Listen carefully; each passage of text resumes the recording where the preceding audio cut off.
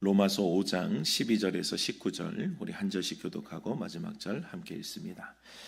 그러므로 한 사람으로 말미암아 죄가 세상에 들어오고 죄로 말미암아 사망이 들어왔나니 이와 같이 모든 사람이 죄를 지었으므로 사망이 모든 사람에게 이르렀느니라. 죄가 율법 있기 전에도 세상에 있었으나 율법이 없었을 때에는 죄를 죄로 여기지 아니하였느니라. 그러나 아담으로부터 모세까지 아담의 범죄와 같은 죄를 짓지 아니한 자들까지도 사망이 왕노릇하였나니 아담은 오실 자의 모형이라. 그러나 이 은사는 그 범죄와 같지 아니하니 곧 한 사람의 범죄를 인하여 많은 사람이 죽었은즉 더욱 하나님의 은혜와 또한 한 사람 예수 그리스도의 은혜로 말미암은 선물은 많은 사람에게 넘쳤느니라. 또 이 선물은 범죄한 한 사람으로 말미암은 것과 같지 아니하니 심판은 한 사람으로 말미암아 정죄에 이르렀으나 은사는 많은 범죄로 말미암아 의롭다 하심의 이름이니라. 한 사람의 범죄로 말미암아 사망이 그 한 사람을 통하여 왕노릇하였은즉 더욱 은혜와 의의 선물을 넘치게 받는 자들은 한 분 예수 그리스도를 통하여 생명 안에서 왕노릇하리로다. 그런즉 한 범죄로 많은 사람이 정죄에 이른 것 같이 한 의로운 행위로 말미암아 많은 사람이 의롭다 하심을 받아 생명에 이르렀느니라. 한 사람이 순종하지 아니함으로 많은 사람이 죄인 된 것 같이 한 사람이 순종하심으로 많은 사람이 의인이 되리라. 아멘. 지금 밀라노 동계올림픽이 진행 중이죠. 거의 막바지입니다만 우리나라는 특히 쇼트트랙 그리고 스피드 스케이팅 이런 좀 빙상 종목에 강했습니다. 지금도 올해는 그렇게 많지는 않지만 어쨌든 그래도 그 종목이 우리에게 강한 또 종목입니다만 올해 처음으로 스노보드에서 최초의 금메달이 나왔어요. 17세의 고등학생 최가온 선수가 1차 시기에는 손바닥 뼈가 3군데가 골절이 되었다고 하더라고요. 나중에 확인해 보니 그런데 쩔뚝거리면서 끝까지 도전해서 3차 시기에 기적처럼 역전 드라마를 쓰고 금메달을 목에 걸었습니다. 참 대단한 일입니다. 최가온 선수뿐만 아니라 모든 선수들이 이 올림픽 몸만 바라보고 운동 선수들은 운동을 하잖아요, 그죠? 나를 증명할 수 있는 그리고 내가 세계에서 또 최고가 되고 싶은 그 목표를 향해서 도전합니다. 분명히 이들은 자신의 꿈을 향한 도전이기도 하거든요. 거창한 다른 어떤 유익보다도 먼저는 본인들의 꿈 아니겠어요? 운동을 하는 입장에서 본인들의 꿈에 메달을 도전을 하는 거예요. 그런데 기사를 보면요, 이들이 획득한 귀한 메달을 어떻게 표현해요? 대한민국이 금메달을 땄다라고 이야기를 합니다. 대한민국의 거래요. 최가온의 금메달이 아니라 대한민국의 금메달이라고 그렇게 이야기를 합니다. 왜냐하면 그들이 대한민국의 대표이기 때문이에요. 대한민국의 대표이기 때문에. 대표는 속한 모든 사람들과 함께 움직이는 것이 대표입니다. 그래서 우리나라에서 제일 잘하는 사람을 뽑아서 제일 잘하는 사람이 우리나라의 태극마크를 달고 나가서 이기면 우리는 이겼다라고 하고 지면 우리가 졌다라고 하는 거예요. 그게 대표의 원리입니다. 대표가 나가면 대표의 그 승부가 결국 우리의 승부가 되는 거라고요. 저는 스노보드를 탄 적도 없고 탈 줄도 모릅니다. 그런데 우리 어린 국가대표 선수가 포기하지 않고 금메달을 획득했기 때문에 우리나라가 스노보드에서 금메달을 땄다라고 이야기를 하는 거예요. 여러분들 이 성경의 대표의 원리를 잘 이해를 하셔야 합니다. 성경을 보면 우리는 태어나면서부터 죄인이라고 해요. 좀 억울하지 않습니까? 우리는 태어나면서 그 예쁜 우리 아이들 태어나면 그 예쁜 아기가 무슨 죄가 있어요? 우리도 그렇게 태어났을 거란 말이죠. 근데 우리는 태어나면서부터 죄인이래요. 성경에는 분명히 선언합니다. 모든 사람이 죄를 범하였으며 하나님의 영광에 이르지 못한대요. 한 게 아무것도 없어요. 억울합니다. 내가 죄를 우리 아이들이 죄를 지은 것도 아니고 내가 죄를 지은 것도 아닌데 죄인이라고 이미 선언하는 거예요. 여러분들 이것은요 대표의 원리예요. 대표의 원리. 오늘 말씀을 보면요, 12절의 말씀에서 한 사람으로 말미암아 죄가 세상에 들어왔고 죄로 말미암아 사망이 들어왔다라고 말씀을 하고 있어요. 한 사람이었습니다. 한 사람. 누구예요? 이건 우리는 분명히 알고 있는 아담이거든요. 첫사람, 그 한 사람이 아담이라고요. 아담이 죄를 지었어요. 그 사람이 죄를 지었는데도 불구하고 그 죄로 말미암아 사망이 그에게 임했잖아요. 그런데 그 뒤에 뭐라고 해요? 이와 같이 모든 사람이 죄를 지었다는 거예요. 아니, 앞에는 한 사람이 죄를 지었다면서요. 한 사람이 죄를 지어서 그 사람에게 사망이 임했다면서요. 그런데 그 뒤에는 뭐라고 해요? 그래서 모든 사람이 죄를 지었고 모든 사람에게 사망이 임했다라고 선언하는 거예요. 이게 뭐예요? 대표의 원리예요. 대표의 원리. 왜냐하면 그 사람은 한 사람이 아니라 속한 모든 사람의 대표, 하나님이 만드신 그 첫사람 아담이 우리 인류의 대표였기 때문이에요. 그래서 그 사람이 승리했으면 우리 모두가 승리했을 거예요. 그런데 그 사람이 지면 우리 모두가 졌다라고 이야기를 하는 겁니다. 그냥 한 사람이 아니에요. 그는 곧 인류의 대표였다고요. 이것은 내가 인정하지 않는다고 벗어날 수 있는 게 아닙니다. 내가 뭐 인정하지 않는다고 난 그런 적 없다라고 아무리 생떼를 써도요. 아니, 그 사람 대표인데 어떻게 하겠어요? 난 스노보드 한 번도 탄 적이 없는데 스노보드 선수가 대표로 나가서 금메달을 따왔으니 우리가 금메달을 땄다는데 어떻게 하겠어요? 이게 뭐예요? 대표의 원리라고요. 나는 싫습니다. 나는 해당되지 않습니다. 우길 수가 없다고요. 대표의 행동과 결정은 좋든 싫든 우리 모두에게 영향을 끼치게 되는 거예요. 저도 여러분들도 이 한계를 벗어날 수가 없어요. 이게 그냥 대표의 원리예요. 내가 선택하지 않았지만 성경은 분명히 아담 안에 내가 속해 있었음을, 그 아담이 첫사람이 나의 대표였음을 분명히 말씀하고 있다고요. 안타깝게 이 첫사람은 실패하잖아요. 그래서 그의 불순종으로 말미암아, 이 아담의 불순종으로 말미암아 죄가 세상에 들어오고 죄로 말미암아 사망이 들어오게 된 겁니다. 한 사람의 이야기가 아니라는 거예요. 그 뒤에 모든 사람에게 해당되는 이야기입니다. 결국 모든 사람은 어떻게 해요? 그 한 사람의 실패와 그 한 사람의 죄와 죽음으로 인해 우리 모두도 같이 죽어버린 거예요. 성경이 분명하게 말씀해 주시는 우리의 분명한 상태예요. 우리의 상태는 내가 우긴다고 되는 게 아니에요. 나는 그런 적 없다고. 난 태어나면서부터 죄를 짓지 않았다고. 그분들은 대표의 원리를 몰라서 그런 거예요. 대표의 원리는 내가 그런 것이 아니라 이미 이루어져 있는 사실 이런 거예요. 그 대표가 이미 결정을 해버렸는데 어떻게 하겠어요? 그래서 첫사람 이후, 아담이 타락한 이후 모든 사람은 죄인에서 벗어날 수가 없다고. 모든 사람이 죄인이라고 이미 선언하고 시작하는 거예요. 구약을 보면요, 죄를 죄로 깨닫게 하는 것이 율법의 역할입니다. 율법은 기준이에요. 율법은 규칙, 기준이라고요. 그러니까 이런 규칙이 있으니 이거 어기면 죄입니다라고 이렇게 기준을 세워줍니다. 그래서 율법이 이 기준을 제시하기 때문에 기준을 어기는지 지키는지가 기준에 따라서 분명하게 드러나게 되어 있어요. 만약에 기준이 없다면요, 여러분, 죄가 드러나지 않는 거예요. 죄가 드러나요. 왜냐하면 기준이 없으니까. 그러니까 죄가 없었냐, 그건 아니에요. 죄가 없지 않았지만 기준이 없었기 때문에 죄는 죄로 드러나지 않는 거예요. 예를 들면 이런 겁니다. 제가 여러분들에게 광고를, 우리 세종교회 공동체에 광고를 하며 이제 뭐 오늘 이후로 누군가를 미워하고 말을 걸지 않거나 인사를 받지 않는 행동을 금합니다. 예를 들어서 뭐 이게 관계가 조금 깨져서 인사 안 하고 대면대면하게 그냥 옆에 있어도 유령인 척 그냥 지나가고 뭐 이런 관계가 있다면 오늘부터 그거 금합니다. 일단 싫어도 무조건 인사는 하십시오. 마음이 깨어져도 내가 그 사람이 아무리 미워도 그래도 인사는 받아주고 인사는 우는 척이라도 하십시오. 뭐 이런 기준을 세웠다라고 쳐보자고요. 이것이 우리의 공동체의 기준입니다라고 이야기를 하면 다음 주부터는 티가 나겠죠. 다음 주부터는 그냥 지나가는 사람, 인사 안 하는 사람 티가 나겠죠. 그죠? 왜요? 기준을 세웠으니까. 원래 그런 사람들이 있었다고 치더라도 이 기준을 세워난 다음에는 아이 저 사람들 마음이 또 상해서 또 인사 안 하네. 아이 저거 우리 기준을 어겼네 라고 할 수 있다고요.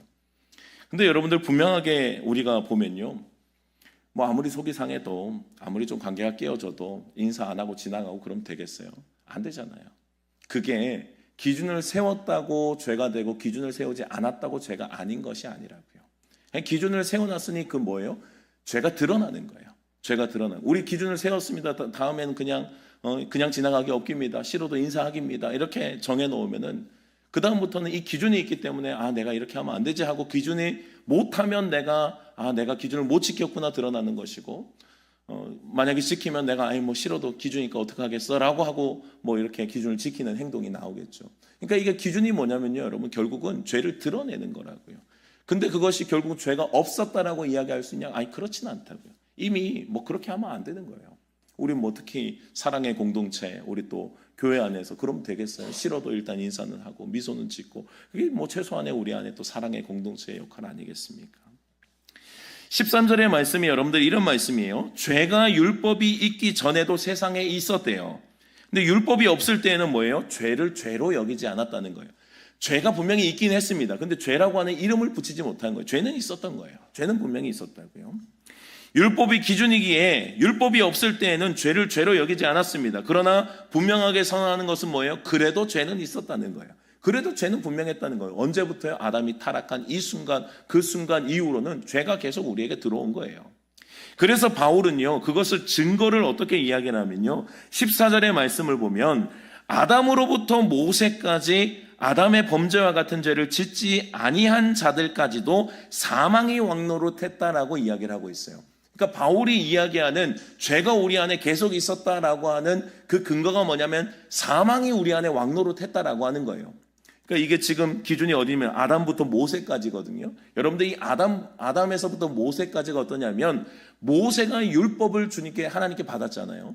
그러니까 모세 이후로 율법이 명확해졌다고요. 그러니까 기준이 명확해진 거예요. 기준을 세웠다고요. 이스라엘 백성들에게 이건 죄다, 이건 이렇게 해야 된다, 하지 말아야 한다, 해야 한다. 율법의 기준을 세운 겁니다. 율법의 분명한 기준을 세우니까 어때요? 죄가 드러나기 시작한 거죠. 그때부터. 못 지키면 뭐예요? 죄라고요. 지키면 잘한 거라고요. 그게 율법의 기준이 있는 후로부터는 명확하게 드러났죠. 그런데 아담부터 모세까지 그렇다고 해서 죄가 없었냐? 아니라는 거예요. 아니라는 겁니다. 아담부터 모세까지도 이미 죄가 있었다는 거예요. 그 증거가 뭐라고요? 사망이 왕노릇한 거라는 거예요. 사망이 왕노릇한 거. 아담이 범죄하고 우리는 아담의 범죄와 같은 죄를 짓지 않았습니다. 그럼에도 사망이 왕노릇하는 흔적들이 보이는 거예요. 그게 뭐냐면 이 사망이 뭐예요, 여러분? 육체적인 죽음만이 아니죠. 이 사망이 육체적인 죽음, 우리는 그 죽음을 그 육체적인 죽음으로 보잖아요.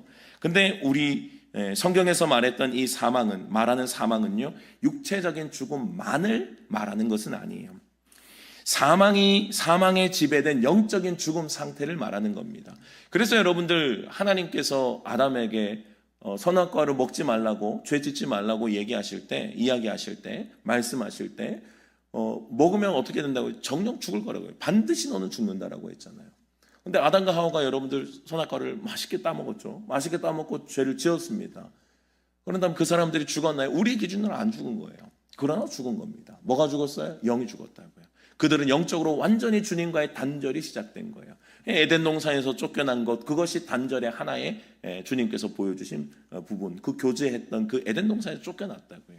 에덴 동산에서 쫓겨나고 하나님과의 영원한 단절이 그때부터 시작이 된 거예요. 끊어졌다고요.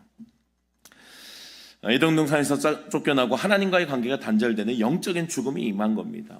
그러니 여러분들 하나님과 단절되고 영적인 죽음이 임할 때, 그러니까 사망의 종로로 타는 삶의 현상들이 그때부터 드러나기 시작하는 거예요. 그게 뭐예요? 바로 아담과 하와 이후에 있었던 가인과 아벨의 사건이죠. 가인과 아벨의 사건 뭐예요? 가인이 아벨의 제사만 받는 걸 보고는 막 시기와 분노가 일어나서 아벨을 쳐 죽여버립니다. 형이 동생을 죽여요. 그것이 뭐예요? 사망의 종노릇하는 삶의 현상들이 이제 드러나기 시작하는 겁니다. 노아의 시대도 마찬가지죠. 노아의 시대도 육체의 쾌락을 향해서 살아가게 되는 겁니다. 육체의 쾌락을 향해서 죽음의 공포 속에서 평안함이 없는 상태로 이 죄의 사망의 종노릇하는 상태가 드러나기 시작해요. 여러분들 노아의 시대도 먹고 마시고 즐기는 거에 관심이 있었어요. 지금 시대와 다를 바가 없죠. 그 시대에 하나님께 관심이 있었던 시대가 아니에요. 그냥 자신들이 가졌던 그 허전함, 뭔가 채워지지 않은 그 갈망을 육체적인 욕구로 채우려고 하는 거예요. 쾌락으로 채우려고 하고, 먹는 것으로 채우려고 하고, 즐기는 것으로 채우려고, 가지는 것으로 채우려고 하고, 그 육체의 쾌락에 빠져 살아가요. 그게 노아의 시대라고요. 뭐예요? 사망이 종로로 타는 사람들의 현상들이 드러나는 거예요. 하나님과 전혀 상관없는 육체의 쾌락을 살았던 노아의 시대에서 볼 수 있어요. 동생을 시기하여 죽인 가인의 모습에서 이 불안한 사망의 그림자를 우리는 확인할 수 있다고요. 어찌할 수 없는 그 사망의 그림자, 사망의 종로로 타는 인간의 한계를 결국은 경험하게 되는 거예요. 하나님을 떠난 삶은 이러한 사망이 왕노로 타는 삶이라고 하는 겁니다. 그러니 여러분들이 이 아담을 대표로 두고 살아가는 모든 사람은 어때요? 이미 끝난 거예요. 이미 결과가 나와 있어요. 이미 그 시작이 아담이 이미 실패해가지고 그 길은 이미 실패한 길로 이미 길 자체가 실패의 길이에요. 끝났다고요 이미. 가인의 분노와 시기에서 벗어날 수 있습니까? 우리는 그거 없습니다라고 이야기할 수 없어요. 율법이 세워지기 전에도 그게 있었다니까요. 기준이 세워지기 전에도 죄는 있었다고요. 가인의 그런 죄, 노아 시대의 그런 쾌락을 범했던 그런 죄 여전히 있는 거예요. 우리도 벗어날 수가 없는 거예요. 그리고 평안을 잃어버릴 뿐만 아니라 죽음의 날이 다가올수록 더욱더 두려움과 공포에 살아가게 되는 겁니다. 더 이제 육체의 죽음이 다가오면 다가올수록 믿는 자들은 뭐예요? 그 영원한 본향을 향해서 믿음으로 걸어가는 것이 소망이고 기쁨이 되거든요. 우리는 목표가 거기니까. 근데 세상을 살아가는 사람들은 여러분들 그냥 거기가 우리 이 땅이 전부인데 여기에서 소망을 봐야 되는데 끝날이 다가오면 다가올수록 죽음에 대한 공포와 두려움이 계속 찾아오는 거죠. 여러분들 모든 사람들은 그 상태로 살아가게 되는 거예요. 아담의 대표로 두고 살아가는 모든 사람들, 아담을 대표로 둔 그 첫사람, 그 한 사람을 통해서 모두 죽어버린 우리는 그런 사망의 왕노릇, 사망이 왕노릇 타는 삶을 살아갈 수밖에 없는 우리들이라고요. 그런데 참 감사하죠. 그리스도인들은 그런 삶을 살아가지 않아요. 그리스도인들은 사망이 왕노릇하는 자들이 아니라 오히려 생명이 왕노릇하는 자들임을 우리는 믿습니다.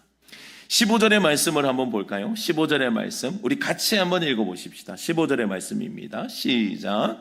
그러나 이 은사는 그 범죄와 같지 아니하니 곧 한 사람의 범죄를 인하여 많은 사람이 죽었은즉 더욱 하나님의 은혜와 또한 한 사람 예수 그리스도의 은혜로 말미암은 선물은 많은 사람에게 넘쳤느니라. 여러분들 만약에 우리가 계속해서 아담을 첫사람으로 두고 살아가는 삶이면요 우리는 끝났어요. 이미 결과가 나와 있다고요. 죄의 종로로 타는 삶입니다. 가인의 시기와 질투, 분노 우리에게도 똑같이 있다고요. 육체의 쾌락을 채우고 싶은 욕망 우리에게도 반드시 있는 거예요. 그걸 우리가 피해갈 수가 없는 거예요. 주님과 단절된 현상이니까요. 그런데 여러분들 참 감사한 것은 그럼에도 불구하고 예수 그리스도의 은혜로 말미암은 그 선물은 많은 사람에게 넘치는 거예요. 그러니까 우리의 실패가 분명히 있었는데 우리의 실패는 굉장히 크잖아요. 우리의 실패는 크죠. 그 한 번의 실패가 모든 사람이 다 죽어버렸는데 어떡하겠어요. 그 죄로 말미암아 뒤에 있는 모든 사람들이 죽어버렸으니 이 실패가 얼마나 커요. 그런데 주님께서 예수 그리스도로 말미암아 그 은혜를 이야기하시는데 넘친다는 거예요. 그 은혜가 넘친다는 거예요. 실패가 우리에게 큰데 그거보다 비교할 수 없는 완벽한 주님의 하나님의 은혜와 하나님의 섭리가 넘치도록 우리에게 채워짐을 분명하게 말씀하는 겁니다. 풍성하고 넘치는 그 생명이요 모든 사망과 두려움을 덮어버린다고 성경은 분명히 말씀하고 계신 거예요. 왜 그렇습니까? 바울이 분명하게 선언한 대로 다른 한 사람이 등장했기 때문이에요. 다른 한 사람, 다른 대표, 마지막 대표이자 그리고 최후의 그 한 사람, 주님께서 우리에게 하나님께서 우리에게 허락하신 완벽한 그 대표를 다시 허락하시는 거예요. 이 은사는 그 범죄와 같지 아니하니 곧 한 사람의 범죄로 많은 사람이 죽었습니다. 더욱 하나님의 은혜와 또한 한 사람 예수 그리스도의 은혜로 말미암은 선물은 많은 사람에게 넘쳤다라고 고백하는데 이 은사를요 카리스마라고 하는 단어를 쓰거든요. 어원을 보면요 은혜를 뜻하는 카리스에서 유래된 단어입니다. 여러분들 은혜가 뭐예요? 은혜는요 자격이 없는 거예요. 조건을 갖춘 게 아니에요. 그냥 부어주시는 그냥 하나님의 긍휼하심이에요. 내가 한 것은 아무것도 없어요. 잘한 게 아무것도 없어요. 여러분들이 이게 뭐냐면 대표의 원리랑 똑같은 거예요. 대표가 뭐예요? 한 사람의 실수, 한 사람의 잘못, 한 사람의 불순종이 어때요? 나는 아무것도 한 게 없어요. 그 뒤에서 나는 아무것도 줄 서 있었지 한 게 아무것도 없다고요.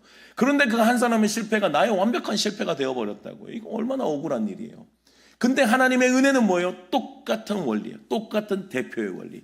똑같은 대표의 원리는 뭡니까? 대표라고 하는 것은 우리의 가장 앞장서서 그 사람의 행동과 그 사람의 모든 것들이 뒤에 영향을 끼친다고요. 근데 또다시 하나님께서 우리에게 허락하신 마지막 대표가 있어요. 우리에게 은혜와 긍휼로 허락하신 그 대표는 완벽하게 우리의 죄의 길, 사망의 길에서부터 어둠으로부터 헤매는 우리들에게 그 크신 하나님의 은혜로 말미암아 우리를 건지시는 하나님의 역사가 자격 없는 자에게 거저 주시는 하나님의 선물이나 하나님의 은사를, 하나님의 은혜를 우리에게 부어주셨다라고 이야기하시는 거예요. 대표예요. 똑같은 원리, 대표라고요. 분명 모든 사람은 한 사람으로 말미암아 사망의 왕노릇하는 절망적인 삶을 살아갔어야 됩니다. 이게 우리의 상태라고요.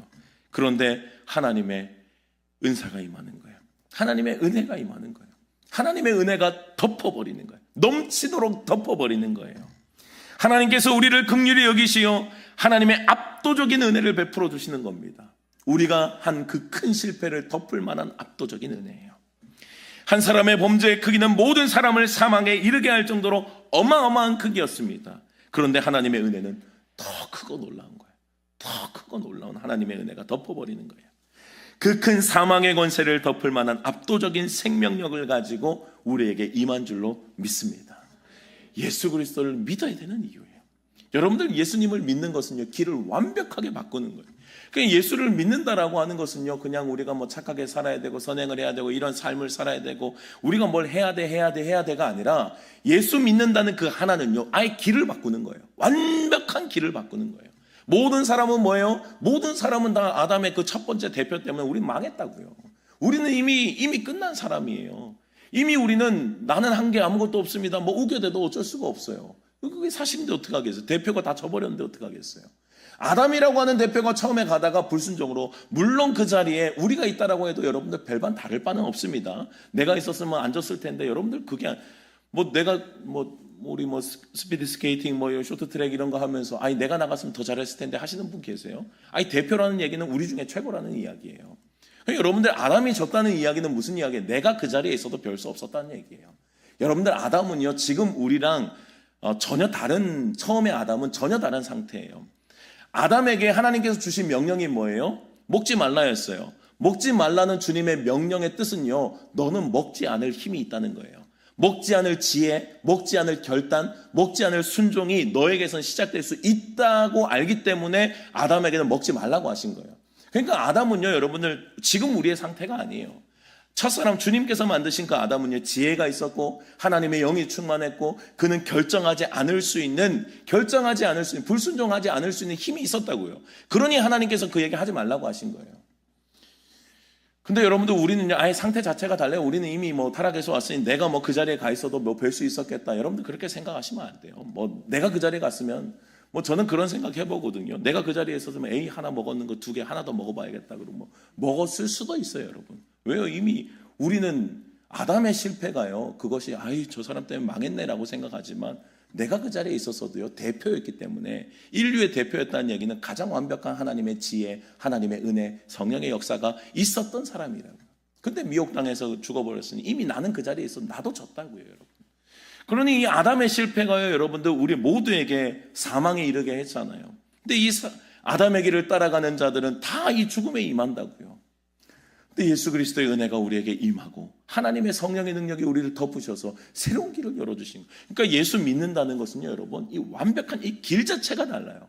물론 예수 믿으면서 우리는 또 더 부족할 수 있고요. 예수 믿는다고 우리가 인격이 다 완성이 되나요? 우리 여전히 모난 부분도 있고요. 우리 삐딱한 부분도 있고 여전히 나에게 끊어지지 않은 죄의 근성들이 여러분들이 있기도 합니다. 그런데 여러분들 이 예수 믿는다는 것은요, 이미 길이 다른 거예요. 길이.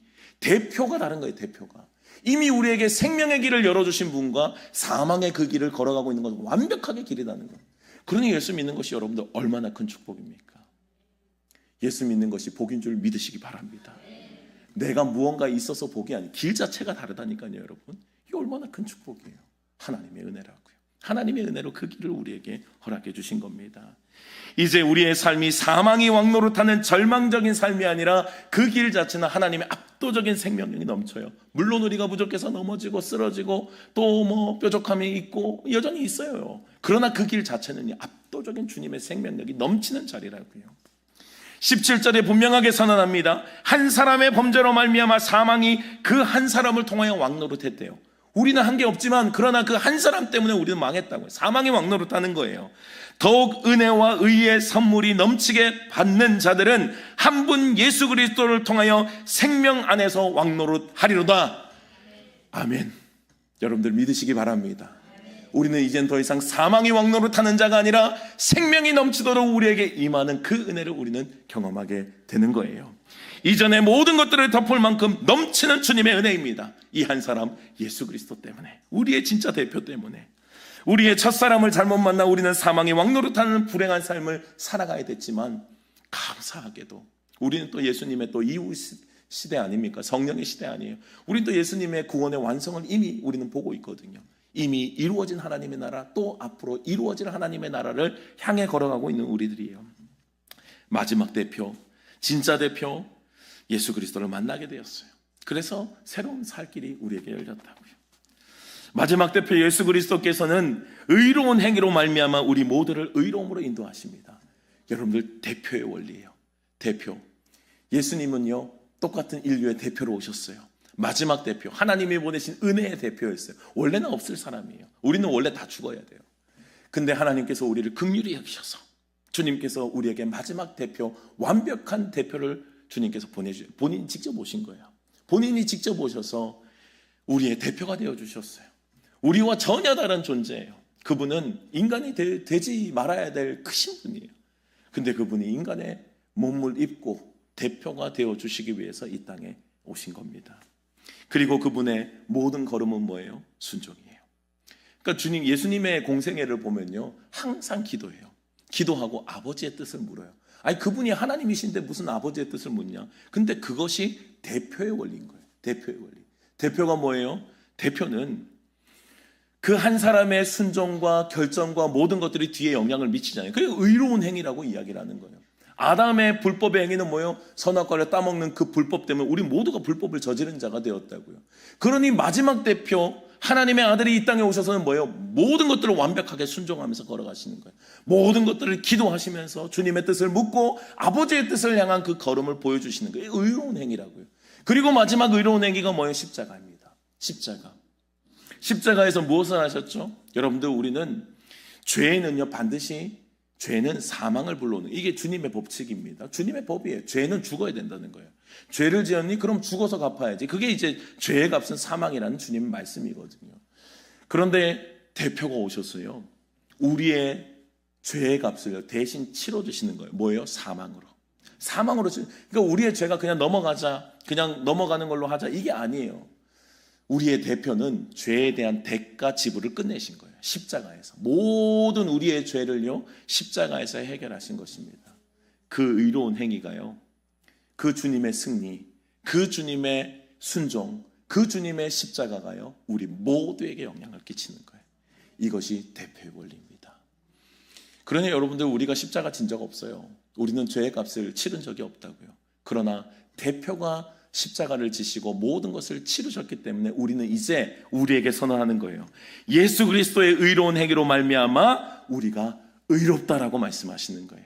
여러분들 그 은혜 받은 자들임을, 여러분들 은혜 받은 자들임을 믿으시기 바랍니다. 내가 한 것이 있어요, 없어요? 없어요. 내가 한 것은 하나도 없어요. 대표의 원리예요. 대표의 원리. 우리가 죄인 된 것도 사실은 대표의 원리였어요. 근데 완벽한 우리의 죄인 된 우리들의 어둠의 길을 사망의 왕노릇한 우리의 삶 가운데 진짜 대표, 우리의 완벽한 대표가 오셨다고요. 그분의 의로움이 내 의로움이 되는 겁니다. 그러니 여러분들 우리가 예수 믿는 삶이 완벽한 성숙함, 완벽한 우리의 다듬어진 인격을 말하는 게 아니에요. 그래 교회 안에서도 여러분들 항상 어려운 거예요. 왜 어려워요? 아니 우리는 그저 길을 바꾼 사람들이지 우리는 완벽해진 사람이 아니거든요. 우리는 그런 사람들에게, 그런 뾰족뾰족한 사람들에게, 때로는 다듬어지지 않은 사람들에게 아니 교인이 왜 저래 이런 이야기들을 할 필요가 없어요. 나는 길을 바꾼 사람이지 내가 완벽해졌다라고 말한 적이 없어요. 주님은 우리에게 그래서 뭐라고 해요? 그리스도로 옷 입힌다라고 하잖아요. 그리스도로 옷 입혔다는 건 뭐예요? 내가 변했습니까? 여러분들 제가 이 가운을 입고 있는 이유도 그거죠. 가운을 입는 것은 우리 전통이긴 합니다만 이건 뭐냐면요, 저를 가리는 거예요. 가리는 거예요. 이 옷으로 저를 가렸다고요. 옷으로 저를 가렸다고 해서 저의 어둠이나 저의 죄가 없어진 건 아니에요. 그냥 가려졌을 뿐이에요. 근데 이게 여러분들 복음이에요. 나는 여전하다고. 내 안에 알맹이는 여전한 거예요. 나의 죄의 근성, 나의 뾰족함, 나의 삐딱함, 나의 뭐 의심 많음, 나의 뭐 성숙하지 않음, 나는 그대로라고요. 근데 길을 바꾼 거예요. 옷을 입은 거라고요. 나는 그대로지만 성숙해 가게 하시는, 또 인격적으로 또 신앙적으로 주님을 더욱더 알아가게 하시는 주님의 은혜의 길에 우리는 서 있다는 거지, 해결이 완벽하게 됐다는 게 아니에요. 이 길에 있다는 것만 해도 얼마나 큰 은혜인지 몰라요. 우리가 서로 간에 교제를 할 때도요, 여러분, 그냥 길 바꾼 사람들이에요. 여전한 거예요. 그래서 안 된 건 아닌 건 아닌 거고, 틀린 건 틀린 거고, 고쳐야 될 건 고쳐야 돼요. 내가 뭐 뿅하고 변한 게 아니잖아요. 우리가 죽은 대표의 원리와 동일한 우리가 살아난 대표의 원리는 그저 길이 바뀌었다고요. 그분의 의로움이 내 의로움이 되었을 뿐이에요. 그래서 이제는 사망의 종로로 타며 살아가는 삶이 아니라 생명의 풍성한 삶으로 살아가는 거예요. 여러분들 예수 믿으면요, 이미 길이 바뀌었기 때문에 나는 그럴까 저럴까 생각할 필요가 없어요. 그분이 완성하시고 생명의 풍성함이 더욱 넘치도록 하시겠다는데, 거기서 내가 그럴까 저럴까, 이건 대표의 원리를 몰라서 그래요. 대표의 원리는요, 그분이 승리하셔서 생명의 풍성함을 우리에게 주셨기 때문에 우리는 그 생명의 풍성함이 이미 우리에게 있음을 믿고 가는 사람들임을 믿으시기 바랍니다. 나의 의로움이 아니에요. 그분의 의로움이에요. 그분의 의로움을 걸어가는 거라고요.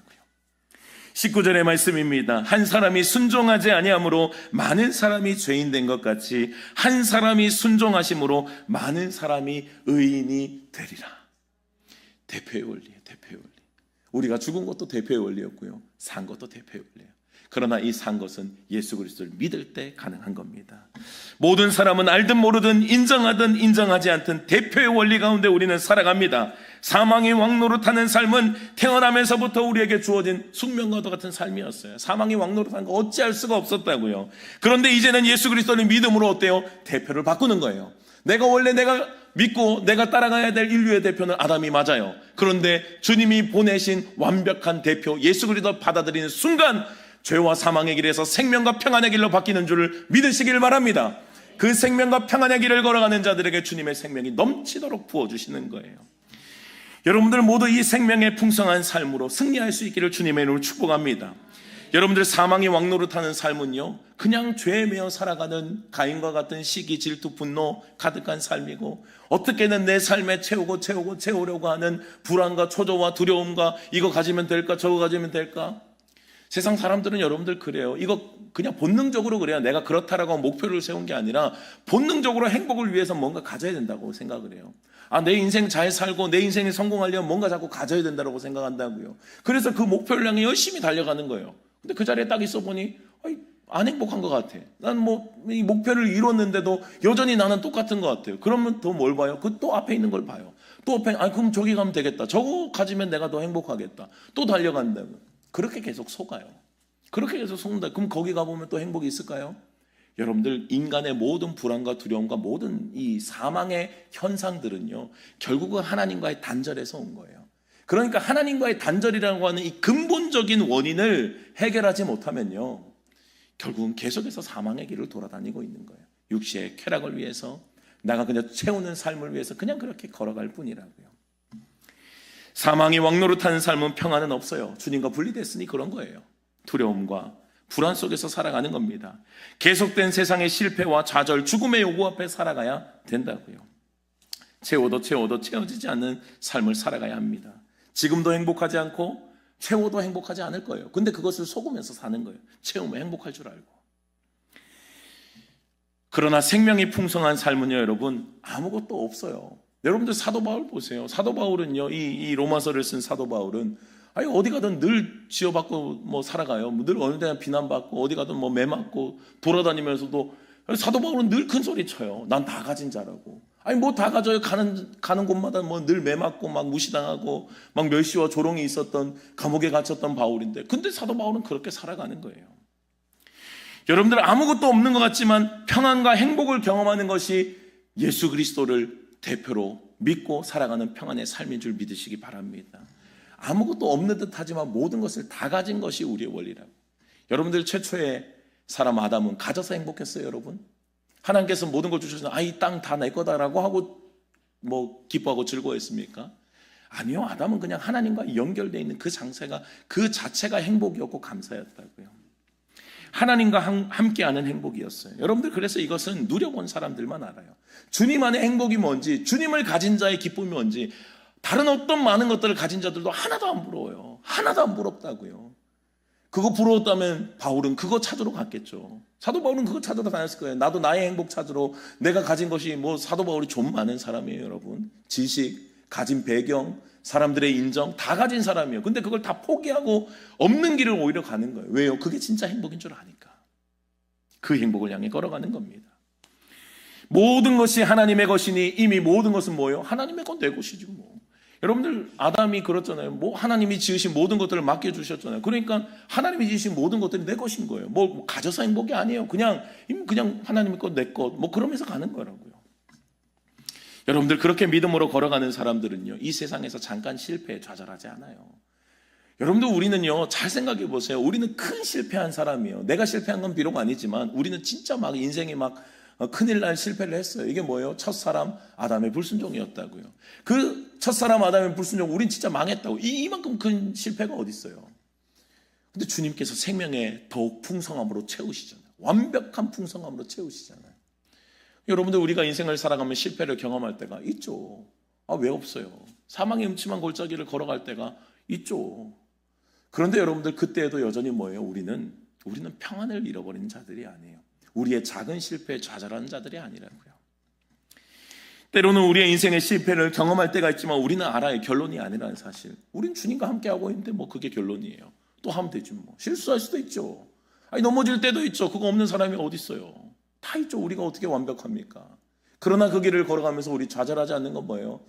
내가 실수했으면 실수했은 걸 인정하고 회개하면서 그저 하나님의 승리를 바라보며 걸어가는 게 우리 인생이라고요. 여러분들, 이미 승리하신 주님 안에서 다시 승리케 하실 주님을 믿는 그 믿음이 여러분들에게 충만할 수 있기를 주님의 이름으로 축원합니다.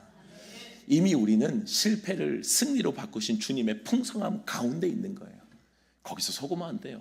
다른 사람들처럼, 세상 사람들처럼 사망의 왕노로 타는 자처럼 우리는 반대로 걸어가면 안 된다고요. 우리가 걸어가야 될 생명의 길이 있는 거예요. 우리가 취해야 될 생명의 길, 우리가 바라봐야 할 주님의 승리의 길이 있다고요. 그 길을 우리는 부지런히 따라가요. 믿음의 사람들은 모두가 이 길을 선택한 겁니다. 믿음의 사람들이 어디 가져서 기뻤어요? 가져서 행복하다, 주님이 나에게 축복 주셔서 난 너무도 행복하다라고 했습니까? 그러면 제자들의 순교는 어떻게 볼 거예요? 사도 바울의 순교는 어떻게 볼 거냐고요. 그 사람들이 복을 받아서 다 죽었는데, 복을 받았다는 다 죽었다는 것이 세상의 말로 보면 이게 이상한 말이 되지 않겠어요? 그러나 그들에게는 그게 제일 행복이었다고요. 주님이 이미 승리하신 주님의 승리 안에서 우린 다시 걸어가는 거예요. 작은 실패 앞에 여러분들 주저앉지 마시고 어마어마한 실패를 승리로 바꾸시고 풍성함으로 바꾸신 그 주님을 믿음으로 우리는 계속해서 그 길을 전진해 나아가는 겁니다. 사랑하는 여러분들, 우리의 실패를 영원한 승리로 바꾸신 예수 그리스도의 승리를 확신할 수 있기를 주님의 이름 축복합니다. 사순절 기간은 그 승리를 보면서 함께 기쁨으로 걸어가는 거예요. 여러분들, 그래서 사순절 기간은 자꾸 어두워지면 안 돼요. 이미 끝난 싸움인데 우리가 어두울 필요가 뭐 있어요? 이미 끝난 싸움. 우리는 결과를 알아요. 또 우리는 부활절을 맞이할 거라고요. 사순절을 우리가 보내고 우리가 걸어가고 있지만 우리는 안다고요. 이미 부활절이 우리에게 있다는 것을. 이미 우리에게는 부활이 있잖아요. 그러나 주님의 고난에 걸어가신 그 길을 보면서 우리도 주님께서 걸어가신 그 고난 앞에, 나도 생명의 길을 나에게 허락하신 주님 앞에 나도 양심, 나도 그 주님 앞에 주님을 주목하며 살아가는 믿음의 사람다움을 우리가 다시 회복하는 시간인 거예요. 그러니까 어두움과 좌절에 있는 시간이 아니라 내게 주신 그 생명을, 내게 주신 그 은혜를 바라보며 주님께서 가신 길을 나도 한번 기쁨으로 승리의 길을 걸어가는 그 사순절의 기간인 줄로 믿습니다. 여러분들, 우리가 믿는 예수 그리스도의 이름 보통 이름이 아니에요.